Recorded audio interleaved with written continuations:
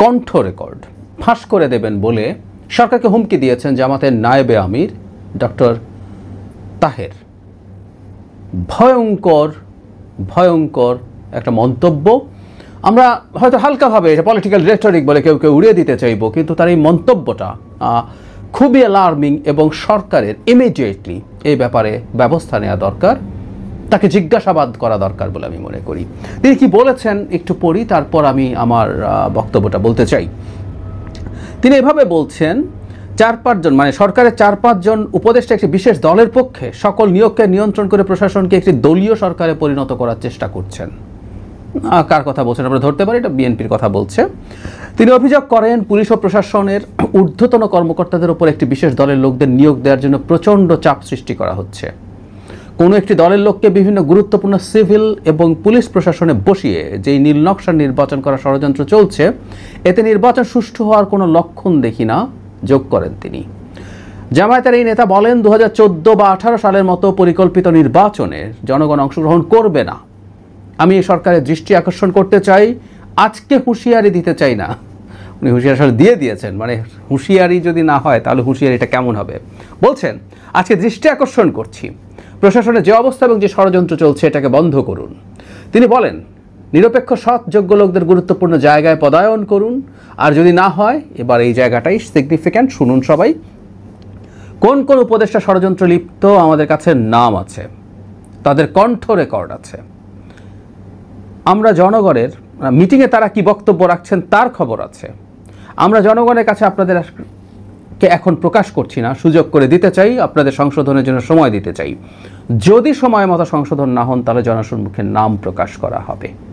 তারপর আরও কিছু কথাবার্তা বলেছেন, এগুলো খুব সিগনিফিক্যান্ট না। এটা বলার সাথে সাথে একটা তুলনা প্রাথমিকভাবে এসেছিল। জনাব নাহিদ ইসলাম কয়েকদিন আগে উপদেষ্টাদেরকে হুমকি দিয়েছেন যে তারা বিট্রে করেছেন, তারা বিভিন্ন দলের সাথে অ্যালাইন্ড হয়েছেন ইত্যাদি ইত্যাদি, এবং সময় মতো তাদের কথাও প্রকাশ করবেন। মোটামুটি একই ধরনের কথা, কিন্তু দুটোকে একসাথে রেখে আলোচনার একটা প্রবণতা আছে। আমি গতকালই দুটো টক শোতে পার্টিসিপেট করার সময় আমি দেখলাম জনাব নাহিদ ইসলামের আলাপটা আনা হয়েছে, কিন্তু এটা কোনোভাবেই তুলনীয় না। জনাব নাহিদ ইসলাম যেটা বলেছেন আমরা মনে করি তাকে এভাবে রাগঢাক করে ঢাক গুড় গুড় করে বলার চাইতে তার এটা প্রকাশ করাই উচিত ছিল, কারণ অভিযোগগুলো ভয়ঙ্কর। কিন্তু জনাব তাহেরের ক্ষেত্রে ব্যাপারগুলো একেবারেই ভিন্ন। জনাব তাহেরের আমরা এভাবে ধরি, প্রশ্ন হচ্ছে এটা কি সত্য? জামায়াতে ইসলামীর নায়েবে আমির, দ্বিতীয় প্রধান ব্যক্তি, তিনি বলছেন এর চাইতে জরুরি কথা দলটার ব্র্যান্ডিং হচ্ছে সৎ লোকের শাসন চেয়ে। জামাত বিভিন্ন পর্যায়ে সৎ মানুষ চান, সুতরাং জামাতের এই পর্যায়ে কোনো একজন অসৎ এবং মিথ্যা কথা বলছেন এরকম মানুষ এখানে নেই, আমরা এটা ধরে নিতে পারি। তাহলে জনাব তাহের যেটা বলছেন সেটা সত্য ধরে নিয়ে যদি আলাপ করি, এরপর কতগুলো প্রশ্ন আছে। কণ্ঠ রেকর্ড কে করেছে? জামাতের কেউ? উপদেষ্টাদের মধ্যে বসে? এটা কি ফোনে রেকর্ড না সামনাসামনি রেকর্ড? মানে মিটিংয়ে যা বলেছে সেটার নাকি খবরও আছে। আমি এই জায়গাটা আবার একটু পড়ি আপনাদের অবগতির জন্য। তিনি এভাবে বলছেন, আর যদি না হয় কোন কোন উপদেষ্টা ষড়যন্ত্রে লিপ্ত আমাদের কাছে নাম আছে, তাদের কণ্ঠ রেকর্ড আছে, মিটিংয়ে তারা কি বক্তব্য রাখেন তার খবর আছে। আমরা জনগণের কাছে আপনাদের এখন প্রকাশ করছি না, সুযোগ করে দিতে চাই, সংশোধনের জন্য সময় দিতে চাই। যদি সময় মতো সাবধান না হন তাহলে জনসম্মুখে নাম প্রকাশ করা হবে। তার মানে এই যে কণ্ঠ রেকর্ড, এটা যদি উপদেষ্টা পরিষদের মিটিংয়ে বলা কোনো কথা হয়ে থাকে তাহলে এটা উপদেষ্টা পরিষদের কেউ কোনো সদস্য এটা রেকর্ড করেছেন, করে তারপর দিয়েছেন। আচ্ছা, এটা কি ফোনে রেকর্ড? যদি ফোনে রেকর্ড হয়ে থাকে নিশ্চয়ই কোনো গোয়েন্দা সংস্থা সেটা রেকর্ড করেছে, এবং যেইভাবেই হোক না কেন এটা জনাব তাহেরের কাছে গিয়ে পৌঁছেছে। আমরা এভাবে যদি বলি, এই যে ফোনে আড়ি পেতে যদি কিছু করা হয়ে থাকে সেই ক্ষেত্রে সেটা প্রপার আইন এবং আদালতের নির্দেশনা ছাড়া রেকর্ড করা যায় না। ওইটা ইভেন কোনো গোয়েন্দা সংস্থাও যদি রেকর্ড করে আরবিট্রারিলি, সেটা অপরাধ। মানুষের গোপনীয়তার এই রাইটটা সাংবিধানিকভাবে স্বীকৃত, আইনিভাবে স্বীকৃত। আর যদি করেও থাকে তাহলে জনাব তাহেরের কাছে এগুলো গেল কিভাবে?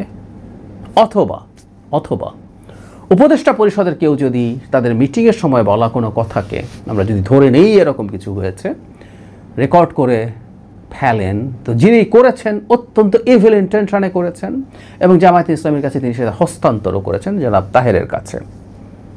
বিভৎস কতগুলো অপরাধের সিগনেচার আছে।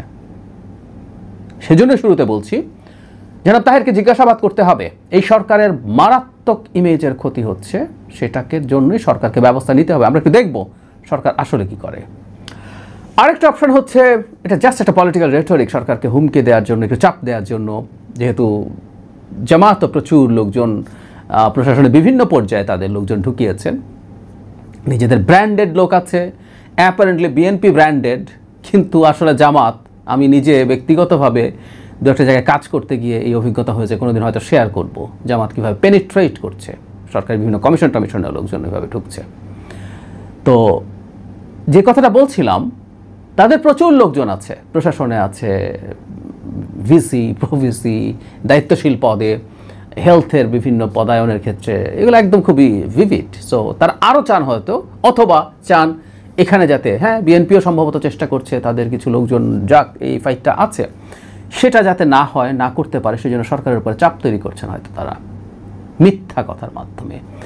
তাহলে একজন মানুষ এই রকম একটা মিথ্যা কথা বলছেন, এর চেয়ে বিভৎস কিছু হতে পারে না। এটা পলিটিক্যাল রেটরিক আমাদের এই অঞ্চলে, সারা পৃথিবীতেই ব্যবহার করে, আমাদের এই অঞ্চলে আর একটু বেশিই হয়, একটু এক্সাজারেটেড হয়।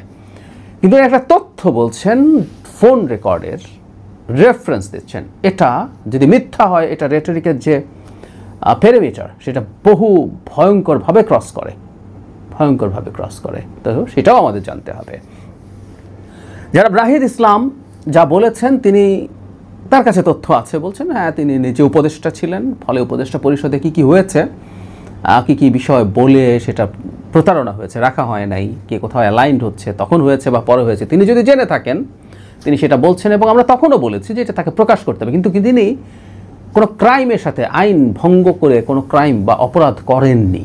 কিন্তু জনাব তাহেরের কাছে এই কল রেকর্ড যদি গিয়ে থাকে, এই ক্রাইমের পার্ট তিনি হয়েছেন, সেই কারণে সেটার জন্য ইভেন শাস্তি তার প্রাপ্য, যদি সেটা করে থাকেন, আর যদি না করে থাকেন সেটাও গর্হিত অন্যায় হয়েছে।